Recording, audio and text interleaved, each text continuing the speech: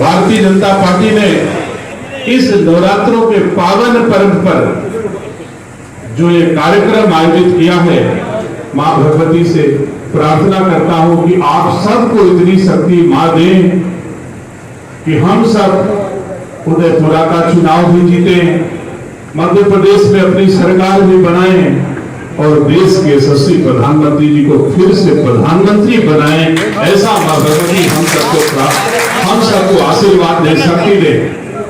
सम्मानित साथियों, मुझे तो रायसेन जनपद के कार्यकर्ताओं के सहयोग के लिए यहां भेजा गया है। मेरा रोल सिर्फ इतना है और मां भगवती मुझे भी इतनी शक्ति दे कि मैं अपने भारतीय जनता पार्टी के कार्यकर्ताओं का हाथ बढ़ा सकूं, उनका सहयोग कर सकूं, उनको ताकत दे सकूं। मां हमारी प्रार्थना सुने और आप सबके साथ मिलकर के हमारे उदयपुरा सहित रायसेन में कमल खिलाएं। सम्मानित साथियों, मैं लगातार उदयपुरा सहित इस क्षेत्र में दौरा कर रहा हूं, प्रवास कर रहा हूं। मुझे एक दिन की घटना याद आई। मैं एक मंडल की मीटिंग में था और आदरणीय शिवाजी पटेल जी से मैंने कहा कि आप भी थोड़ा उद्बोधन करिए।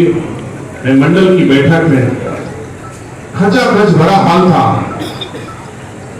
आदरणीय शिवाजी पटेल जी खड़े हुए कार्यकर्ताओं के सम्मुख और हाथ जोड़ के दोनों हाथ खड़े हुए बोले, आज मैं बोलने की हैसियत में नहीं हूं, भाषण देने की हैसियत में नहीं हूं, मैं तो याची हूं। और हाथ जोड़ के ऐसे उन्होंने आप सबसे अपने आशीर्वाद की भीख मांगी। मुझे सहसा इस भाव को आप सबके सम्मुख इसलिए प्रस्तुत कर रहा हूं कि हर बाप अपने बेटा के लिए ऐसी चाहत रखता होगा। और ये भी सत्य है, अगर शिवाजी पटेल की उन भावनाओं का आदर करते हुए आप सब ने वो किया तो निसंदेह आपके बच्चों को भी उनकी दुआएं लगेगी और अपने आपके बच्चे भी अपने क्षेत्रों में सफल होंगे। जिस भी क्षेत्र में बच्चे आगे बढ़ना चाहेंगे, शिवाजी पटेल की दुआएं तुम्हारे बच्चों के साथ होंगी। अगर आप उनके बच्चों को, जिसने अपने पूरे जीवन भारतीय जनता पार्टी के कार्यकर्ताओं के सम्मान के लिए, सेवा के लिए, सहयोग के लिए अपना पूरा जीवन कुर्बान कर दिया, आज झोली फैला करके अपने ही उन भाइयों बच्चों के बीच में खड़ा होके याची के रूप में आपसे याचना कर रहा है।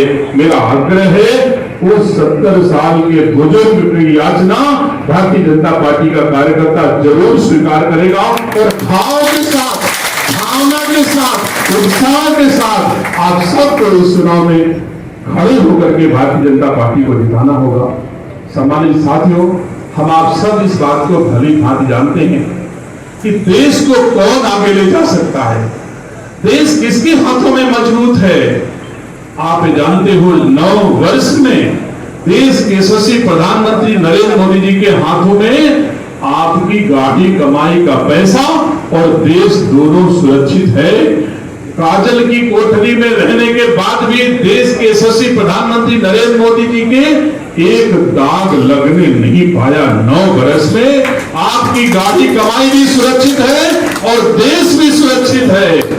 और नरेंद्र मोदी जी के पहले जिनके हाथों में देश था, कोई महीना बचता नहीं था जिस महीने में 2G, 3G, जीजाजी जैसे घोटाले न होते रहे हो। ये हमने आपने भली भांति देखा है कि नहीं देखा है। अगर देश की गाढ़ी कमाई और देश दोनों सुरक्षित रखना चाहते हो सम्मानित साथियों, तो ये फाउंडेशन है मोदी जी की। ये उदयपुरा का चुनाव नहीं है, ये मोदी जी की फाउंडेशन है। इस पर मोदी जी जैसा महल हम आपको सबको बनाना है। सम्मानित साथियों, मैंने बड़े करीब से देखा है उन लोगों को जिनके हाथों में कांग्रेस की बागडोर है और सबने जान ही लिया होगा मेरा परिचय। मैं कह सकता हूं 2014 में कांग्रेस की राष्ट्रीय अध्यक्ष जब रायबरेली से सांसद बन के गई तो कांग्रेस पार्टी ने कांग्रेस पार्टी ने प्रस्ताव पारित किया CWC में और देश के राष्ट्रपति के पास वो प्रस्ताव भेजा कि मैं सोनिया गांधी को इस देश का प्रधानमंत्री बनाना चाहता हूं, आप उनको शपथ दिलाइए। उस समय देश के राष्ट्रपति के पद पर कौन था? अब्दुल कलाम साहब थे। मुझे गर्व है ऐसे राष्ट्रपति पर। अब्दुल कलाम साहब ने उस प्रस्ताव पर लिखा कि मैं विदेशी मूल की महिला को भारत के प्रधानमंत्री पद की शपथ नहीं दिलाऊंगा। अगर एक देश का वह राष्ट्रपति जिसने अपने चरित्र को भारत के जन जन तक पहुंचाया है, राष्ट्रपति से सेवानिवृत्त होने के बाद एक झोला लेकर के महामहिम अब्दुल कलाम जी तमिलनाडु चले गए, दूसरा झोला नहीं था। अगर उनको पढ़िए तो गर्व होता है भारतवासियों को उनके ऊपर की ऐसा चरित्र था।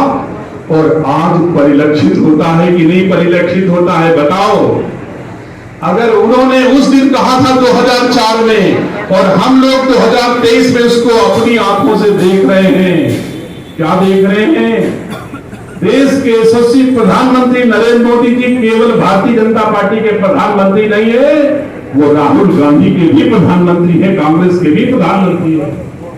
अगर देश का प्रधानमंत्री निर्णय लेता है कि मैं इजराइल के साथ हूं, देश इजराइल के साथ है, और देश का वो नागरिक, भारत का वो नागरिक कांग्रेस के पूर्व अध्यक्ष कहते हैं मैं हमास के साथ हूं, उस हमास के साथ हूं जो दुनिया का सबसे बड़ा आतंकवादी है, उसके साथ कांग्रेस पार्टी और कांग्रेस के नेता आज की तारीख में खड़े हैं कि नहीं, आप हमको बताओ। सम्मानित साथियों, देश को कहां ले जाना चाहिए? मोदी के हाथों में ले जाना चाहिए या दुनिया के सबसे बड़े आतंकवादी के हाथों में ले जाना चाहिए? अगर आप समझ सकते हो तो आपको समझना चाहिए कि कांग्रेस क्या चाहती है। कांग्रेस के हाथों में देश होगा तो कहां होगा? मैं तो अभी 2 दिन के लिए रायबरेली गया था, जहां जहां गया हूं वहां वहां तारीफ की है मध्य प्रदेश की भारतीय संस्कार संस्कृति को, कि मैं जहां भी जाता हूं, जिसके घर पे गया हूं, रोली और अक्षत का तिलक मेरे जरूर लगाया है। ऐसे मध्य प्रदेश की संस्कृति है, इतनी सशक्त संस्कृति मध्य प्रदेश की है। क्या ये संस्कृति वो जान पाएंगे? मुझे बताओ, जिसको उल्टा जनेऊ पहन करके बताना होता है कि मैं भारत का हिंदू हूं, जो आरती उल्टा करते हैं, जो होली दिवाली रक्षाबंधन कभी नहीं मनाना जानते हैं, जो अपनी बहन के साथ सरेआम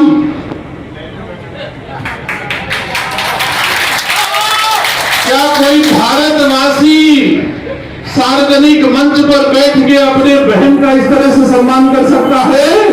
तो क्या भारतीय संस्कार संस्कृति उनके हाथों में सुरक्षित है?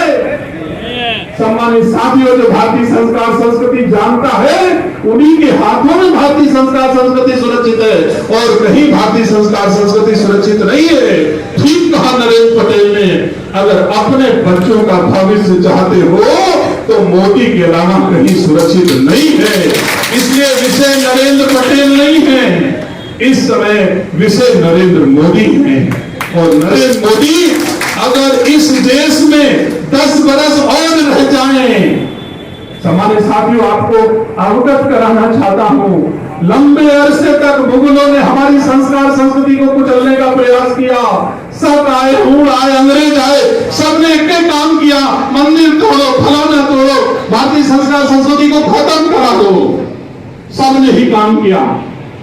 लेकिन अगर हमारी भारतीय संस्कार संस्कृति को कोई रोक पाया तो आप जैसे लोगों ने भारतीय संस्कार संस्कृति को बचाए रखा, और अब मोदी जैसा शेर आ गया है। सम्मानित साथियों, अब तो योगी जैसा भी शेर है,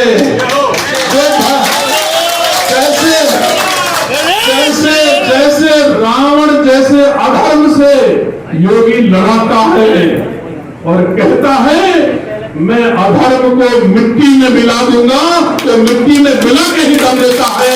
अब तो तुम्हारे पास ऐसी शख्सियत है, तुम्हारी भारतीय संस्कार संस्कृति को अब न कोई मुगल छू सकता है, न कोई अंग्रेज छू सकता है। शर्त एक है कि ये मोदी, योगी, शिवराज जैसे लोगों को थोड़ा वक्त और मिल जाए तो हमारा हिंदू और हिंदुस्तान सैकड़ों साल के लिए, जाने कितनी पीढ़ियों के लिए मजबूत हो जाएगा।